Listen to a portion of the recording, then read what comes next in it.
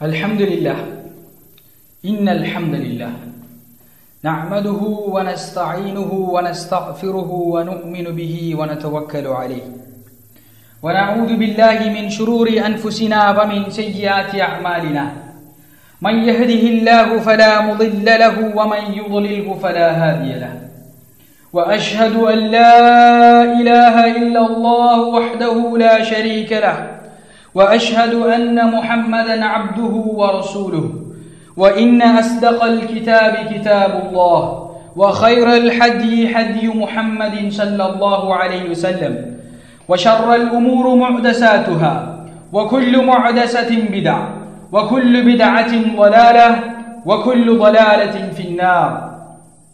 وقال الله تعالى في التنزيل: أعوذ بالله من الشيطان الرجيم بسم الله الرحمن الرحيم وقاتلوا في سبيل الله الذين يقاتلونكم ولا تعتدوا إن الله لا يحب المعتدين. وقال الله تعالى أيضا في التنزيل: وقاتلوهم حتى لا تكون فتنة ويكون الدين لله فإن انتهوا فلا عدوان إلا على الظالمين. رب اشرح لي صدري ويسر لي أمري واحلل عقدة من لساني يفقهوا قولي. ரப்பி சிதினி இல்மா. இறைவா, எனது நெஞ்சத்தை விரிவாக்குவாயாக, எனது காரியங்களை இலகுபடுத்தி விடுவாயாக, என் நாவின் முடிச்சுக்களை அவிழ்த்து விடுவாயாக, என்னை எனது மக்கள் விளங்கிக் கொள்வார்கள் என்கின்ற மூசா நபியின் பிரார்த்தனையோடு ஆரம்பிக்கின்றேன். வருகை தந்திருக்கின்ற மதிப்புக்குரிய சகோதரர்களே, சகோதரிகளே, எனது பேச்சு எங்கெல்லாம் கேட்கின்றதோ அங்கெல்லாம் என்னை செவிமடுத்துக் கொண்டிருக்கின்ற சகோதரர்களே, சகோதரிகளே, உங்கள் எல்லோருக்கும் வல்ல அல்லாஹ்வின் சுவனத்தின் சுபசோபனத்தை கூறிக்கொள்வதிலே நான் மிகவும் மகிழ்ச்சி அடைகின்றேன். அஸ்ஸலாமு அலைக்கும் வரஹ்மத்துல்லாஹி வபரகாத்துஹு.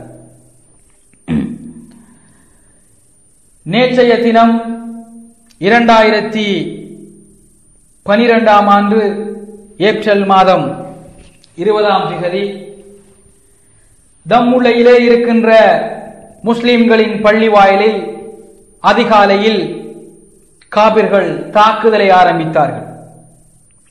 அந்த தாக்குதலின் பின்னர் முஸ்லிம்களின் ஜும்மா தினத்தன்று பள்ளிகளுக்கு சென்று கொண்டிருந்த எமது சகோதரர்களை, பள்ளி வாயிலில் தொழுது கொண்டிருந்த எமது சகோதரர்களை, ஜும்மாவை செவிமடுப்பதற்காக சென்று கொண்டிருந்த எமது சகோதரர்களை சுமார் 2000க்கும் மேற்பட்ட குஃபார்கள் அணிவகுத்து வந்து அவர்களை ஜும்மாவை தொழவிடாமல் இறைவனின் ஒரு கடமையை நிறைவேற்ற வந்த முஸ்லிம் சகோதரர்கள் மீது கற்களை வீசி அவர்களை பள்ளியை விட்டு வெளியேற்றியதன் பின்னால் அந்த பள்ளி வாயிலை, 50 வருடங்களுக்கும் பழமையான ஒரு பள்ளி வாயிலை அவர்கள் தடுத்து அவர்கள் அதனை அடித்து நொறுக்கி தரைமட்டமாக்கி இருக்கிறார்கள். இது நேற்று நடந்த சம்பவம் தம்முள்ளையிலே. இந்த சம்பவத்திற்கு பின்னால் முஸ்லிம்கள் என்ன செய்ய வேண்டும், இஸ்லாம் இந்த சம்பவத்தை எவ்வாறு பார்க்கிறது, முஸ்லிம்கள் அதற்கு எதிராக என்ன செய்ய வேண்டும் என்பது சம்பந்தமான சில விடயங்களை பேசுவதற்காகவும் அதை பற்றி கலந்துரையாடுவதற்காகவும் நாம் இங்கு கூடியிருக்கிறோம். என் அன்பார்ந்த சகோதரர்களே, முஸ்லிம்களுக்கு எதிரான ஆக்கிரமிப்பு என்பது இன்று நேற்று வந்த விடயம் அல்ல. முஸ்லிம் சமூகத்திற்கு எதிரான ஆக்கிரமிப்பு என்பது எப்பொழுது நபிகள் நாயகம் ஸல்லல்லாஹு அலைஹி வஸல்லம் அவர்கள் வணக்கத்திற்குரிய நாயன் வல்ல அல்லாஹ்வை தவிர வேறு ஒருவனும் இல்லை, முஹம்மது ஸல்லல்லாஹு அலைஹி வஸல்லம் அவர்கள் அவனுடைய திருத்தூதர் என்று இஸ்லாமிய பிரகடனத்தை அந்த கொடியை ஏந்தி கொண்டு வந்தாரோ அன்றில் இருந்து அதன் பின்னர் எவரெல்லாம் இந்த கொடியை ஏற்றுகின்றார்களோ அல்லது எவரெல்லாம் இந்த கலிமாவை ஏற்றுக்கொண்டார்களோ அன்று வரைக்கும் முஸ்லிம்களுக்கு எதிரான ஆக்கிரமிப்பு நடந்து கொண்டுதான் இருக்கின்றது. இன்று உலகிலே எங்கு பார்த்தாலும், உலகிலே முஸ்லிம்கள் வாழ்கின்ற எந்த பிரதேசத்தை பார்த்து கொண்டாலும் நீங்கள் அங்கே முஸ்லிம்களுக்கு எதிரான ஒரு ஆக்கிரமிப்பு நடந்து கொண்டுதான் இருக்கிறது. சிரியா, எகிப்து, லிபியா, துனிசியா போன்ற முஸ்லிம்கள் பெரும்பான்மையாக வாழ்கின்ற நாடுகளிலே அல்லாஹ்வுடைய ஷரியாவை கொண்டு வர வேண்டும் என்று போராடுகின்ற அந்த நாட்டு மக்களுக்கு எதிராக அவர்கள் கொல்லப்பட்டுக் கொண்டிருக்கிறார்கள், கற்பழிக்கப்பட்டுக் கொண்டிருக்கின்றார்கள், அவர்களுக்கு எதிரான பயங்கரவாதம் கட்டவிழ்க்கப்பட்டுக் கொண்டிருக்கிறது. அது எல்லோரும் நன்றாக அறிந்த விடயம். இது முஸ்லிம்கள் பெரும்பான்மையாக வாழ்கின்ற நாடுகளிலே முஸ்லிம்களுடைய நிலை. ஈராக், பலஸ்தீன், ஆப்கானிஸ்தான் போன்ற நாடுகளிலே முஸ்லிம்களுக்கு எதிராக குஃபார்களும் முஷ்ரிக்கீன்களும் கோஷம் எழுப்பிக் கொண்டிருக்கிறார்கள். அந்த மக்களை கொலை செய்து கொண்டிருக்கிறார்கள். அந்த நாட்டின் வளங்களை சூறையாடிக் கொண்டிருக்கிறார்கள். அது மட்டுமா, முஸ்லிம்களின் சிறுபான்மையாக வாழ்கின்ற நாடுகள் அமெரிக்கா, பிரித்தானியா, பிரான்ஸ், கனடா, சுவிட்சர்லாந்து போன்ற நாடுகளிலே முஸ்லிம்களுக்கு எதிரான அனாச்சாரம் ஒடுங்கிய பாடு கிடையாது.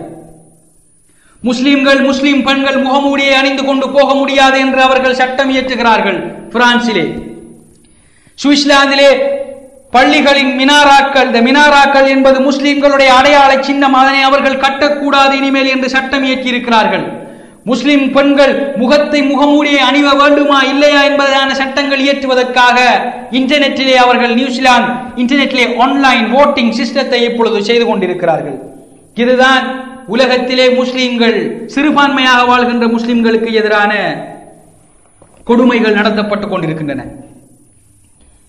இது முஸ்லிம்கள் எங்கெல்லாம் வாழ்கிறார்களோ, முஸ்லிம்கள் எங்கெல்லாம் எந்த பிரதேசங்களில் எல்லாம் வாழ்ந்து கொண்டிருக்கிறார்களோ, அவர்கள் பெரும்பான்மையாக வாழ்ந்தாலும் சரி, அவர்கள் சிறுபான்மையாக வாழ்ந்தாலும் சரி, எங்கெல்லாம் முஸ்லிம்கள் வாழ்ந்து கொண்டிருக்கின்றார்களோ அங்கெல்லாம் முஸ்லிம்களுக்கு எதிரான ஒரு அனாச்சாரம், ஒரு கொடுமை, ஒரு கொடுங்கோன்மை, ஒரு வன்முறை, ஒரு சர்வாதிகாரம் நிகழ்த்தப்பட்டுக் கொண்டுதான் இருக்கிறது. இது எல்லோருக்கும் தெரிந்த விடயம்.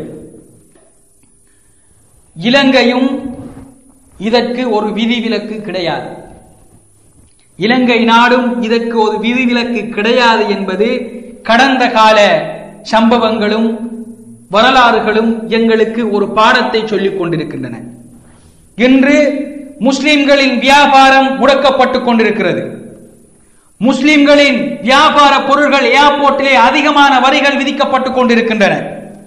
முஸ்லிம்களின் தனியார் சட்டத்திலே மாற்றங்கள் கொண்டு வரப்பட வேண்டும் என்பதற்கான முயற்சிகள் இன்று நடந்து கொண்டிருக்கின்றன இலங்கையிலே. முஸ்லிம் மாணவிகள் ஆடைகளை, இஸ்லாமிய ஆடைகளை அணிந்து கொண்டு பாடசாலைக்கு வரக்கூடாது என்கின்ற பிரச்சாரங்களும் சட்டங்களும் முஸ்லிம்கள பாடசாலைகளிலே அரங்கேற்றப்பட்டுக் கொண்டிருக்கின்றன. இஸ்லாத்தின் ஒரு கடமையான உலுஹியாவை நிறைவேற்ற முடியாது, நிறைவேற்றக் கூடாது என்பதற்காக ஆடுகள் அறுக்கின்ற விடயங்கள் வரைக்கும் முஸ்லிம்களுக்கு எதிரான போராட்டம் இன்று நடந்து கொண்டிருக்கிறது. அண்மையிலே தெஹிவளையிலே இருக்கின்ற ஒரு பள்ளிவாசலுக்கு எதிராக காபிர்களின் படையணிகள் சென்று அங்கே ஆக்கிரமித்த சம்பவங்களின் ஈரம் இன்னும் காயவில்லை. நேற்று தம்புளையிலே ஒரு பள்ளி, முஸ்லிம்களின் பள்ளி வாயிலை ஜும்மா தினத்தன்று, வெள்ளிக்கிழமை அன்று முஸ்லிம்கள் எல்லோரும் ஒன்று சேர்ந்து வருவார்கள் என்று நன்றாக தெரிந்த ஒரு தினத்திலே முஸ்லிம்களுக்கு எதிரான இந்த அனாச்சாரம் கட்டவிழ்க்கப்பட்டிருக்கிறது. முஸ்லிம்களின் பள்ளி வாயல், அல்லாவின் மாளிகை உடைத்து சுக்குநூறாக்கப்பட்டிருக்கிறது. இது இலங்கையிலே வாழ்கின்ற முஸ்லிம்களின், இலங்கையிலே சிறுபான்மையாக வாழ்கின்ற முஸ்லிம்களின் நிலை. என் அன்புள்ள சகோதரர்களே, ஏன் முஸ்லிம்களை எதிர்க்கிறார்கள்? உலகத்திலே ஏன் காபிர்கள் முஸ்லிம்களை எதிர்க்கிறார்கள்? ஏன் இஸ்லாத்தை அவர்கள் வெறுத்த கண்ணோடு பார்க்கிறார்கள் என்கின்ற கேள்வி எங்களுக்கு முன்னர் எழலாம்.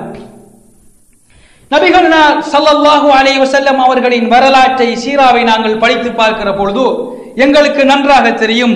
நபிகள் ஸல்லல்லாஹு அலைஹி வஸல்லம் அவர்கள் நுபுவத்தை பெறுவதற்கு முன்னர் காபிர்களால், குறைஷிகளால் மிகவும் அன்பாக மதிக்கப்பட்டவர், விரும்பப்பட்டவர். எப்பொழுது நபிகள் நாயகம் ஸல்லல்லாஹு அலைஹி வஸல்லம் அவர்கள் தூதுத்துவத்தை